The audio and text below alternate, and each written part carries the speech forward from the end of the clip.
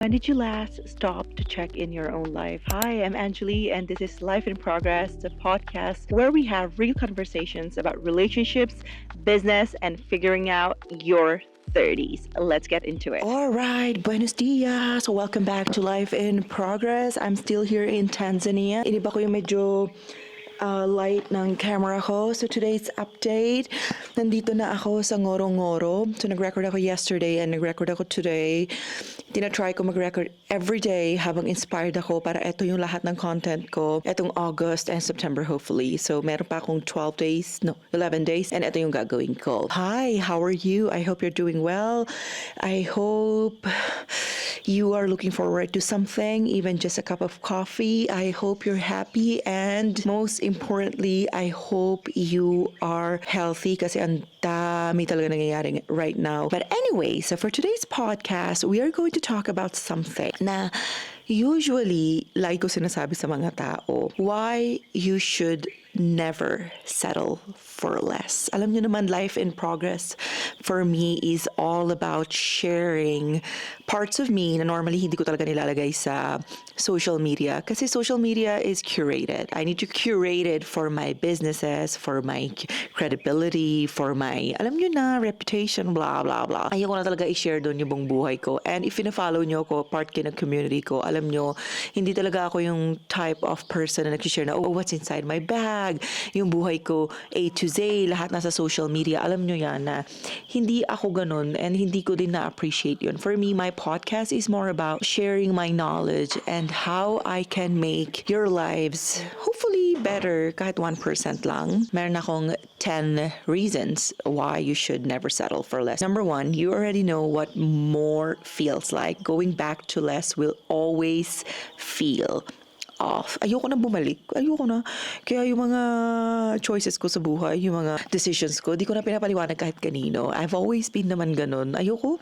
Parang for what? Di nyo naman binabayaran ng mga bills ko. Di nyo naman ako tinutulungan pasweldo ng mga empleyado ko. So, if hindi naman nakaka-help yung mga opinions, alam nyo yon or pagsasettling ng kung ano-ano na mediocre stuff, parang I don't care. Like, it doesn't matter. I hope makarve yung brain nyo ng ganun na if wala namang ambag, tama na, iwan na yan, tapos na.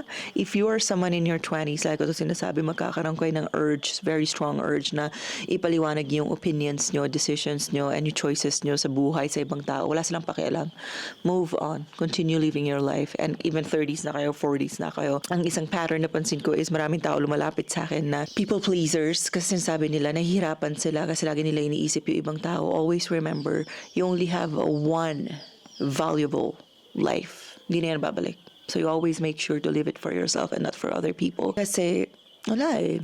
That's just how the world works. Kahit anong gawin nyo, kahit gano'n kayo kabait, kahit donate nyo yung buong wealth nyo, may sasabihin pa rin yung ibang tao. So just live for yourself. Ang isang example mabibigay ko for today is superficial na lang kasi feeling ko mas nakaka-relate tayo doon kaysa malalalim. Minsan kailangan din natin maging superficial. I really, really love to invest in good pieces of, let's say, jackets. And I never felt bad or guilty for doing that kasi nagagamit ko yun. Wala naman ako magigilty, wala naman ako sinusuportahan. Wala naman ako iniintindi, wala naman akong anak, wala naman akong asawa. Sarili ko na nga lang inaatupag ko. Ano yan, hindi ko palalagyan ng standards. Magsasettle pa ako ng less. Ganito lang yan. If you have the means, if you have the money to buy, let's say, a Loewe shirt, bakit ka naman babalik pa at magsusuot ka pa ng Terra Nova? Buhay pa ba yung brand na yun? Di ba? Bakit? Di ba? Afford mo na eh. Kaya mo na, tsaka deserve mo yan. And life is all about evolving, you know? Not just mentally, physically, or financially, and mentally, but also like our taste and our standards. I always talk about that. If afford mo naman, why not? Why are you worrying about people? Di naman sila magbabayad, di naman sila bubalik. So if you are someone na nag-iisip kayo, bibili nyo ba yung isang bagay? And always remember, expensive, mahal is subjective, and luxury is expensive. People are complex, you know, everything is complex. Our perspective of things, complex yan lahat. Sa iba yung iPhone is their whole world. For me, walang halaga yung mga gantong gamit for me. I just use them as my device. That's it. For iba, it's the meaning of their success. And that is alright. For me, it's just my device to call, text, to upload, to work. Walang meaning sa akin kahit basag-basag na siya. I don't take care of my phone because as I've said, this is just my device to work. But for others, it's not like that. For me, I don't mind wearing my my watches every single day, even I'm in Africa. Because for me, I bought these things to use them, not to display them or not to wait for a special occasion to wear my watch. No, I'm going to wear them every day because every day is special to me. I'm not going to keep them in my drawer or in my cabinet and just wear it on my birthday. No, I'm going to wear this watch every single day. Ang dami ng scratches, and that's okay. And it's a reminder na I made it. I'm living a good life according to my standards, and I'm going to keep doing that. But for others, it's not like that, and I respect them, and they respect me too kasi ganun talagang buhay eh. Iba-iba tayo, right? So if you are struggling tanggapin na iba-iba tayo, start today. We are all different, and that's it. Next reason is settling teaches people how to treat you. Once you accept less, less becomes the standard. Going back to having taste and standards, even in relationships. Pag tinuruan nyo na isang tao na pwede niya kayo disrespect, uulitin niya yan. Example, in relationships, kapag pinatawad nyo yung isang tao na nag-cheat sa inyo, uulitin niya yan. Kasi you made it the standard. Ulitin niya yan. Sige, patawarin nyo, mahal nyo, whatever, ganito. There's also a thing called self-respect.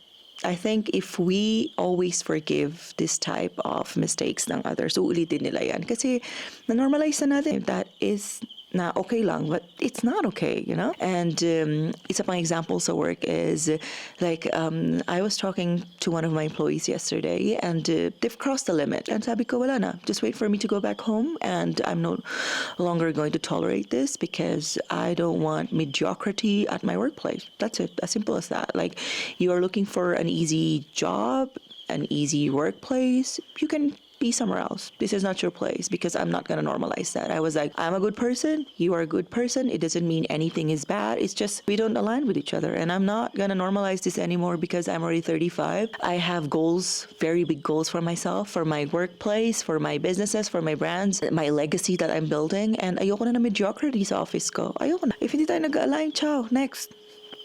I just don't want to deal with it anymore, Ang dami ko na binigyan ng chances sa mga tao and hindi nila deserve. And I'm just done. And same with me. When I know na hindi ko na deserve yung chance, wala na. Tapos na, I don't ask and beg for it anymore because I'm not gonna make it a standard na I beg. Yeah, when I make a mistake, I hold myself accountable. I apologize. But aside from that, you're begging. Don't leave me, blah, blah, blah. No. There's a beauty in life when we let people come and go. When we let people flow. We learn, we grow, we develop our character, our personality, and we just become better human beings because we accept the value that we cannot have everything in life. And that's one thing I'm very grateful na kaya ko siyang tanggapin. Pag may umalis na tao, I always think na may mag-open pa na isa pang door and may papasok na bagong tao. And that really made me the person I am today, like emotionally and mentally. Yeah, I have my own flaws, but I also have standards when it comes to relationships, things, and I really, really value those standards. Binuo ko yon sa pag-travel, sa mga mistakes ko, sa mga failures ko, sa pag-run ng business ko. Sa lahat ng experiences ko sa buhay, nabuo ko yung mga standards na yon. So this weekend, find the time to write down ano ba yung standards nyo sa relationship. So I was telling one of my friends na kasama ko dito, sabi ko, sa akin, pinaka-importanting value sa relationship, romantic relationship is nakikita nung partner ko yung worth ko as a woman, as a person, as everything. If wala yun, I don't want it. Ciao, adios. Because if hindi natin nakikita yung worth ng kasama natin, parang para saan pa, di ba? I want my partner to be grateful na ako yung partner niya. Syempre lang, no, dapat lang proud siya. Charay. Okay, number 3 is every year you settle is a year you don't get back. Time is the only thing you can't refund. We don't know if there's still tomorrow, That's why I live my life with risks, a lot of risks. I just take risks. Bala na, kasi I believe everything is going to work out. Probably na-wire ko na yung brain ko ng ganon na I just walk every single day with so much pride. I just talk with so much confidence. I just carry my experience. Para ako may invisible na backpack sa likod ko na andun lahat ng experiences ko, personality ko, character ko. So that's why even I'm naked or naka-dress up ako, I have developed my character. I will be the same person, even in a tote bag or in a Birkin, I'm the same person. Kasi nabuo ko na yung pagkatao ko bago ako nag-focus sa mga material things. Tsaka material things lang yun eh. Alam ko, we tend to focus a lot of attention sa mga material things. Those are just things. What I really value in life is having a character, experiences, yung may makakwento ka. Yung appearance natin, yung mga suot natin, ano yan first impression. Pero yung nilalagay mo sa table is your character, your stories, your experiences, and who you are as a person, your personality. Ano naman gagawin mo sa itsura mo and all the expensive clothes and bags you're wearing or your watches, if wala ka naman character, di ka naman makausap, di ba? Nasa cellphone ka lang, nagsuscroll ka lang, or wala ka maambag. So, thank God, inuna ko muna yung character bago sumunod yung mga material things. Ngayon, parang na-combine ko na siya. Kasi why choose one if you can be both? We can be both. I've always believed in that. We can be both. Teka, natataranta ako. Na-on ko ba yung mic ko? Baka, eto na naman. Saglit lang ha. Ito na naman yung mga bloopers ko. Natutroma na ako, guys. Sa dami na nangyari sa mga sounds natin. Okay, balik tayo dito. Number 4 naman is, the right thing rarely shows up when you are still holding space for the wrong thing. Diba meron yung Japanese saying, habang tumatagal yung stay mo sa wrong train, syempre, mas malilate rin yung arrival mo sa destination. As human beings, we have that, I don't know how you want to call it, spiritual guidance, or self-awareness, connection sa higher power, I don't know. We have that gut feeling. If something, someone is not for us, mafe-feel natin yun, mararamdaman natin yun, and imposible, maskip natin yun. It's just, we tend to give excuses, dinidelay natin yung process, dinidelay natin yung decision making, but been a believer na nararamdaman natin yan. Kahit ano yung nafe-feel natin, good or bad, mafe-feel natin yan. Like sa tao, pag may kutob ako, may nangyayari. Like pag alam ko, may tao magre-resign, may tao ko makakaaway sa office, nangyayari siya within the week. Kasi parang alam mo na hindi ko alam kung juju ba to or naniniwala ba kayo sa ganun. We just have the gut feeling as humans, and dapat natin sinusunod yun because lalo tayong naliligaw, lalo natatagalan yung arrival natin sa destination kapag hindi tayo nakikinig sa sarili natin. And at the end of the day, kayo lang naman talaga yung nakakilala sa sarili nyo, hindi yung kaibigan nyo, asawa nyo, nanay nyo, tatay nyo, kamag-anak nyo, pinsan nyo, wala. Kayo ang pinaka nakakilala sa self nyo, and always listen to that voice. Kaya I'm so grateful na matigas ang ulo ko. I never listen to anybody. I get their insights, but ako pa rin magde-decide yan habang nagsishower ako. Today, I have to make a tough decision kung magsistay pa ba ako dun sa place ko sa Madrid or ililet go ko na for a lot of reasons. So mag-decide ako niyan after ko mag-record nito and kapag nagsishower na ako. Alright, so next one naman is, comfort and fulfillment are not the same. Comfort keeps you stuck.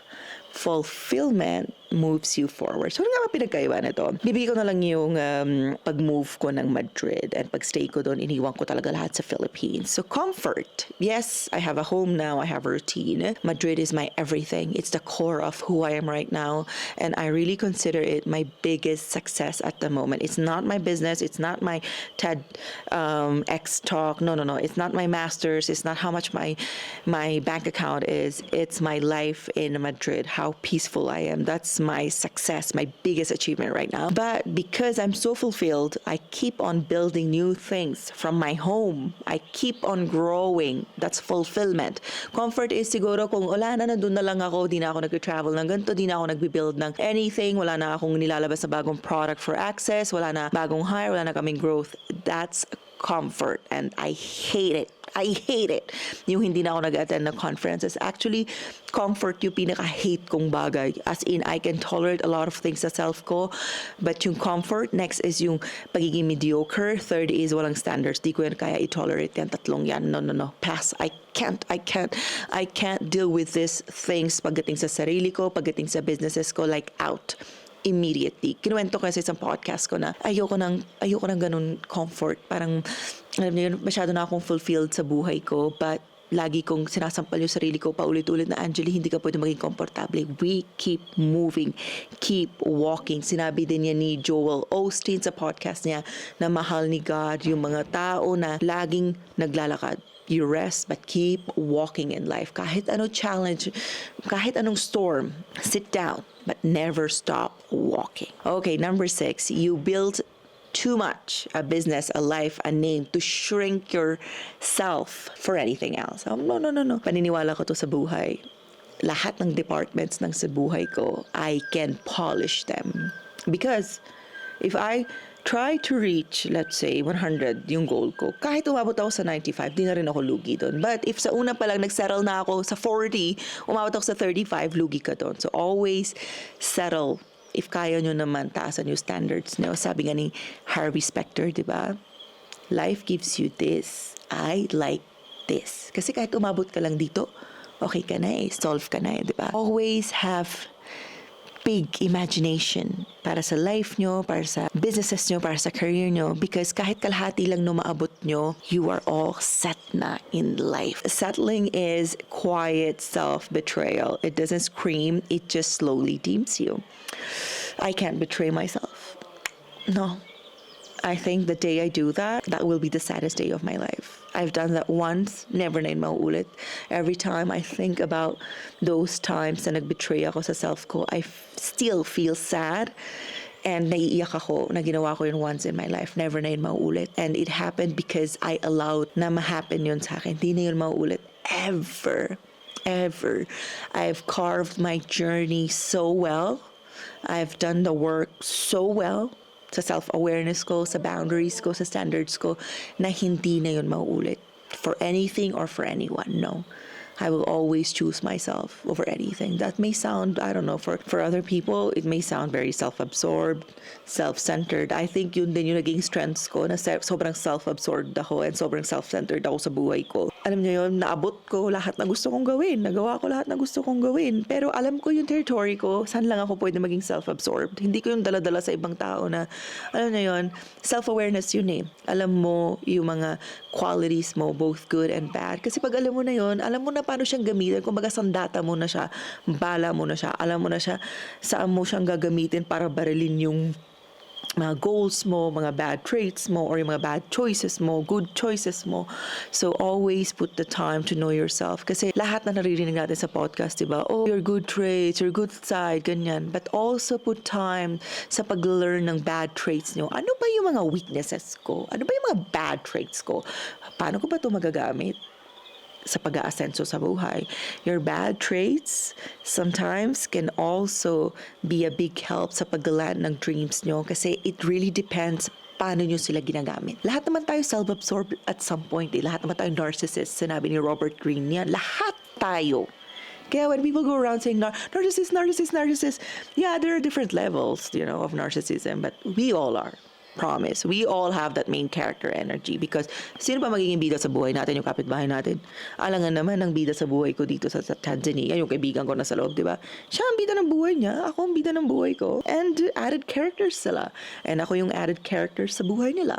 There's nothing wrong with being the main character of your life. There's nothing wrong with being self-absorbed as long as you know hanggang saan yung territory nun. Siyempre, you don't go around, di ba? Nagkakalat ka ng pagiging narcissist mo, pagiging self-absorbed mo. Iba naman yun, di ba? Siguro, very extreme level na yun. But to finish this thought, we all are narcissists. If ayaw nyo maniwala, pumunta kayo sa podcast ni Robert Greene, makinig kayo and maniniwala na kayo sa akin and magbasa kayo ng mga libro niya. Alright, next one naman is the version of you a few years ago dreamed bigger than what you are accepting now. So alam niyo yun, like, a year ago, I wanted to have this specific income. XXX income every month na bawas na lahat. I mean, nakuha ko naman yung kalahati noon. At least nakuha ko na yung kalahati. Sobrang laki kasi ng goal kong yun. Pero nagka-war, nagkaganto, nagkaganyan. And medyo nagkaroon ng mga challenges sa business. Adjust natin yung light. Ayan, nagbabalik na ako. Alam niyo yun, so hindi ako nag-settle ng, half-baked, ganyan. So, I'm still getting more than half of what I dreamed of, which is not bad, And I know parang yung ibang bagay, half than na-imagine ko, yung iba, more than na-imagine ko. Never ko naisip na magkakaroon ako ng gantong personal life na sobrang mamahalin ko, sobrang paprotektahan ko, and yun na yung magiging marker ko ng success ko. Never ko na-imagine. Like, I'm so in love with this personal life that I don't even want to share it with anybody. No, you won't see me posting anything about my personal life on social media. Anything.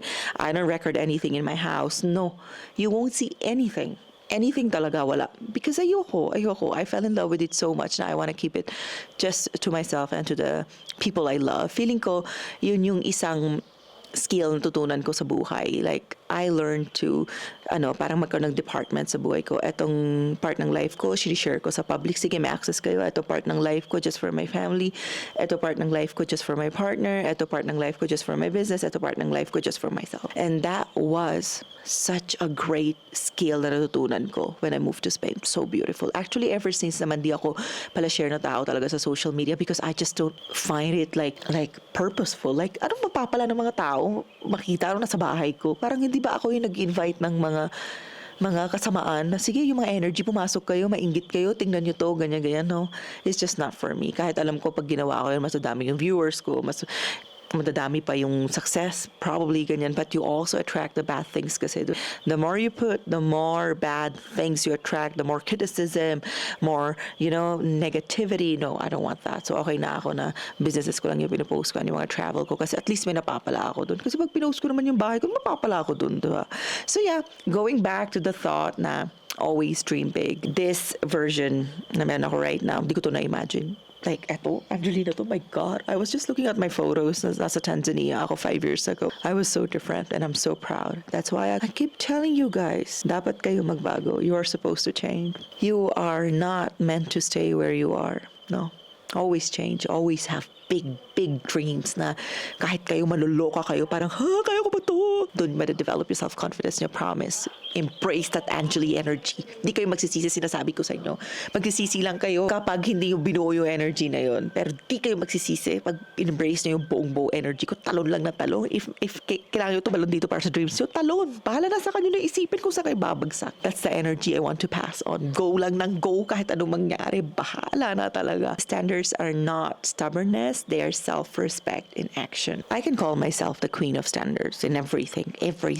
Like lately, yung mga nakakaaway ko sa office, I don't want mediocrity sa office ko sa work because if I keep on working, improving, kalkal ako ng kalkal, ano mali, ano pangit, ano pwede ko ayusin. Ganon din yung expect ko sa teammates ko. Yung iba, ganon. Yung iba, hindi. Naisip ko, matanda na ako para sa mga ganito. Kaya ako na yung nagsasabi sa kanila, I'm so sorry, hindi talaga tayo magkakasundo. And that is the purpose of having a business. That is the purpose of growing. That is the purpose of, having the freedom to choose who you want to work with. Ano yung gusto niyo pasok sa businesses niyo. And I've earned that right. Diba? It may sound very harsh siguro sa iba. Mabilis ako magsabi sa tao na ayoko na. Sabi ko sa kanila, you're a very, very good person, but I don't run my business with emotions. Yeah, I get mad, I get angry, and I'm very happy kapag success yung isang ginagawa namin. But I don't run my business with emotions. I'm like, no, if hindi to maganda, and hindi ka okay para sa position na to, sorry, it's not being mean. It's me being the businesswoman I am. Ciao, adios. Kasi ganun din naman sila eh. If they find something better than my, yung work nila sa akin, iiwan din naman nila ako. So I'm the same. I think life is like that. We need to normalize that. Now, we need to be vocal about that.